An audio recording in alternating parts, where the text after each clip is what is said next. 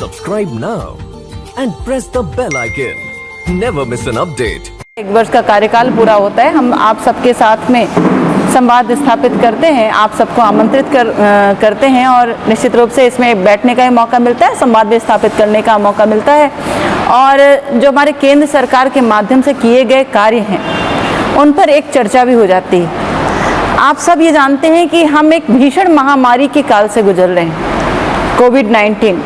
जिसे हम सब कोरोना के नाम से जानते हैं। ये एक ऐसी वैश्विक महामारी है जिसके संक्रमण से लोगों की कई लाख लोगों की जानें चली गई पूरे विश्व में, और निश्चित रूप से भारत भी इस बीमारी के चपेट से में है, उससे वंचित नहीं है। इसलिए इस आर्थिक संकट के दौरान, जिस समय हम आर्थिक संकट से गुजर रहे हैं, उस दौरान हम अपने कार्यकाल का, केंद्र सरकार के कार्यकाल का 1 वर्ष पूरा करते हैं और ये 1 वर्ष हमारा 30 मई को ये कार्यकाल पूरा होता है। निश्चित रूप से क्या होता है कि जब हम किसी भी विकास के कार्य को करते हैं तो उसमें काफ़ी समय भी लगता है और चर्चाएं तो बहुत तेज़ी से होती हैं, लेकिन हम शायद कुछ समय बाद उसको भूल जाते हैं और फिर एक नए काम के लिए हम इंतज़ार करने लगते हैं। मैं ऐसा मानती हूँ एक सांसद होने के नाते और प्रधानमंत्री नरेंद्र भाई मोदी जी के टीम के एक मेंबर होने के नाते, और जिसे आप सभी लोगों ने, जो स्थानीय लोग हैं, उन्होंने जिस तरह से वोट देकर मुझे वहाँ पर मेरी जिम्मेदारी का निर्वहन करने के लिए भेजा है, कि मैं बहुत सौभाग्यशाली हूँ कि मैं एक ऐसे नेतृत्वकर्ता के कार्यकाल में मुझे कार्य करने का अवसर मिला है जिसने ऐतिहासिक निर्णय और ऐतिहासिक कार्य इस देश के लिए, इस धरा के लिए, इस धरती के लिए किया है। निश्चित रूप से कार्यों की सूची या कार्यों के नाम आप सबके पास होगा, लेकिन चूंकि संवाद के लिए ही हमने यहाँ पर बुलाया है, कुछ चीज़ें हम याद कर लें, कुछ चीज़ों को रिपीट कर लें, इसीलिए हमने बुलाया। आदरणीय अध्यक्ष जी ने भी उन कार्यों की कुछ कार्यों को आपके सामने बोला है, लेकिन फिर भी मुझे उन कार्यों को, उन ऐतिहासिक किए गए कार्यों को रिपीट करते हुए, उनको दोहराते हुए मुझे गौरव का अनुभव होता है। इसलिए आप सबके समक्ष आज मैंने आप सबकी अनुमति से यहाँ पर आपकी उपस्थिति ली है। आपने देखा कि कोविड-19 से हम सभी लड़ रहे हैं, जूझ रहे हैं, और हमारे देश ने जिस कुशलता का परिचय दिया है, जिस सक्षमता का परिचय दिया है, सक्षम आर्थिक रूप से सक्षम होना ही सक्षमता नहीं है, एक बौद्धिक रूप से सक्षम होना भी सक्षम है। बहुत लोगों ने कहा कि कभी कभी हमारे बीच के लोग भी कहते हैं कि भाई प्रवासी मजदूरों को वहाँ से लेकर यहाँ लाया गया, कितनी तकलीफ में है। हम पहले से लॉकडाउन की स्थिति में कम से कम हमने 1.5-2 महीने कवर कर लिए थे। उसके बाद जब प्रवासी मजदूरों को हम ट्रांसपोर्ट करने लगे, वहाँ बाहर से लेकर हम यहाँ भेजने लगे, तो लोगों ने सवाल पूछे कि क्या आपको लगता नहीं है कि ये निर्णय हमारा कहीं ना कहीं गलत था,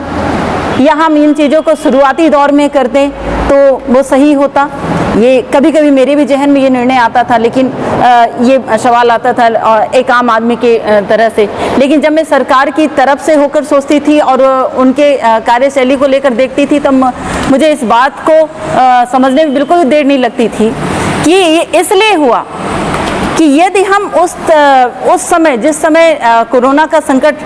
स्टार्टिंग में ही, शुरुआती दौर में ही स्टार्ट हुआ था, जिस समय अमेरिका जैसे, चीन जैसे वैश्विक देश जो महामारी की चपेट में आ गए थे और भारत का भी नंबर चल रहा था, यदि हमने उसी समय से प्रवासी मजदूरों का आवागमन हमने कर दिया होता तो शायद हम उस तरह की व्यवस्थाएं नहीं कर पाते जिस तरह की व्यवस्था के लिए आज हम तैयार हैं, जिस तरह के इलाज के लिए आज हम तैयार हैं। आपने देखा जिस तरह के सेंटरों को हमने दिल्ली में बनाया, हमने हर प्रदेश के मुख्यमंत्रियों के से सहयोग लेकर, आदरणीय नरेंद्र भाई मोदी जी ने जिस तरह से उनके सहयोगात्मक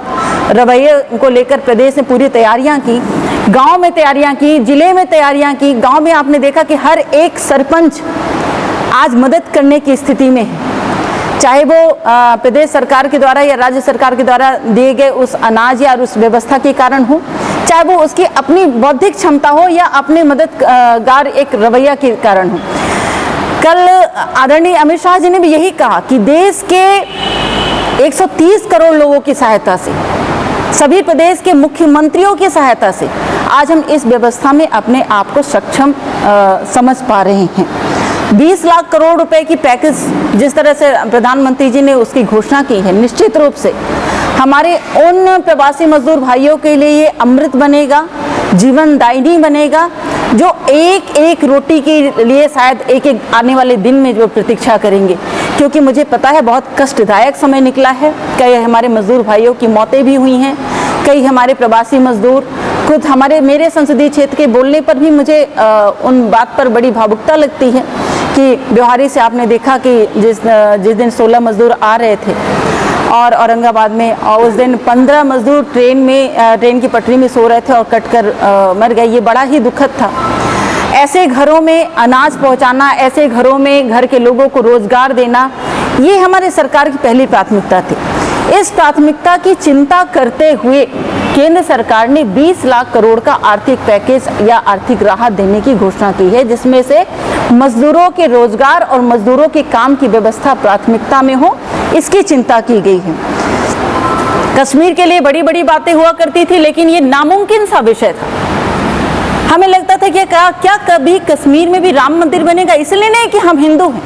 इसलिए नहीं कि हमने कभी किसी जाति को प्राथमिकता दी है,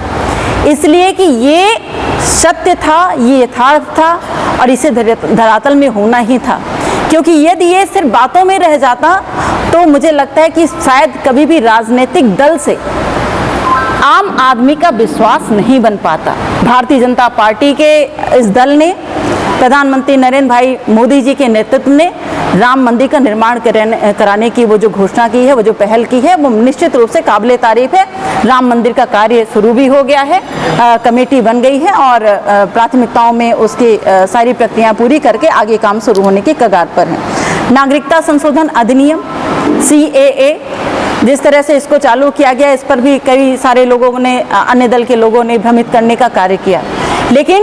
इसके लिए भी जज्बा की जरूरत थी, इसके लिए भी देश हित के सोच की जरूरत थी, जो हमारे पार्टी ने उस सोच को रखकर इस संशोधन को पारित किया। 3 तलाक कानून, हमारी अपनी बहनें, अपनी बेटियां और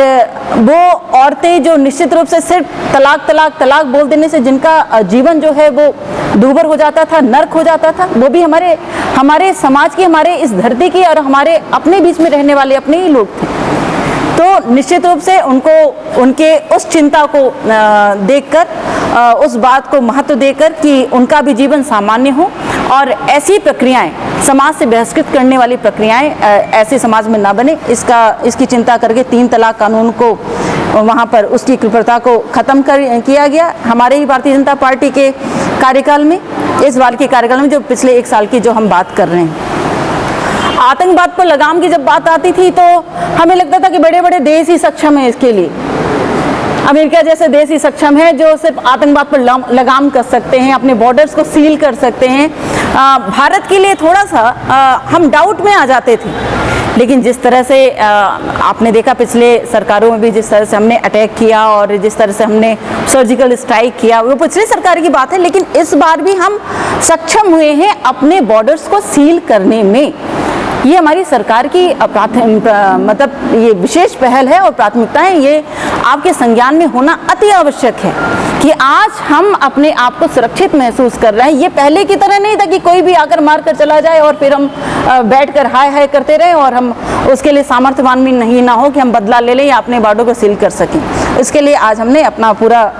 वो किया है। राम मंदिर का जो वादा है वो निश्चित रूप से पूरा होने की कगार पर, उस पर मैंने जैसे कि पहले बताया कि कमेटी बन गई है और इस कमेटी के माध्यम से आगे आने वाले समय में राम मंदिर का निर्माण होना संभव हो पाएगा। बैंकों का विलय, जिसके कारण एक बड़ा राहत पैकेज मिला। आप सबको पता होगा कि ओरिएंटल बैंक ऑफ कॉमर्स और यूनाइटेड बैंक को पंजाब नेशनल बैंक में विलय कर दिया कि 3 मतलब बड़े बैंक बनाए गए उसमें, और सिंडिकेट बैंक को कैनरा बैंक में और इलाहाबाद बैंक को इंडियन बैंक में मिलाया गया, और आंध्रा बैंक और कॉर्पोरेशन के बैंक को यूनियन बैंक ऑफ इंडिया में जोड़ने का ऐलान किया गया। ये सबको पता है, चूंकि संवाद की बात है तो मैंने सिर्फ याद दिलाने का प्रयास किया है। और इससे मुझे लगता है कि 55.250 करोड़ राहत पैकेज की घोषणा इसके काम के बाद से हुई है। रिकैप का विरोध किया गया, आप सब जानते हैं। रिकैप का विरोध नहीं होता तो चीन की भूमिका जो है बहुत संदेहास्पद थी हमारे लिए, और इसके लिए हमारे देश का महत्व बढ़ता है। इस chief of defence staff CDS का जो पोस्ट है वो हमारे देश में पहली बार बनाया गया। CDS का पोस्ट बनाने से निश्चित रूप से एक जो व्यवस्था है आर्मी के सिस्टम की, उसको भी अलग तरह से बनाई गई है जिससे वो व्यवस्थित हो सके। आर्थिक सुधारों की श्रृंखला में हमारी वैश्विक मंदी में हमारे अर्थव्यवस्था को गति प्रदान करने की कई मजबूत पहल की कोशिशें की गई हैं, ये आप सबको पता है। कोरोना मैनेजमेंट में जिस तरह से व्यक्तिगत रूप से हमारे राज्य सरकारों को पैकेज दिया गया है वो भी आप सभी को पता है। और गरीब सवर्णों के लिए जिस तरह से 30% का 10% का आरक्षण दिया गया है, तो निश्चित रूप से मुझे लगता है कि दूसरे कार्यकाल के लिए ये महत्वपूर्ण विषय है। अगर मैं अभी इस समय की कोरोना काल की बात करूं तो 25 किलो लगभग 80 करोड़ लोगों को 5 महीने में 25 किलो चावल, गेहूं और 5 किलो दाल मुफ्त बांटने का प्रावधान आप जानते हैं कि 5 महीने तक किया गया है। और 10 किलो अनाज और 2 किलो दाल,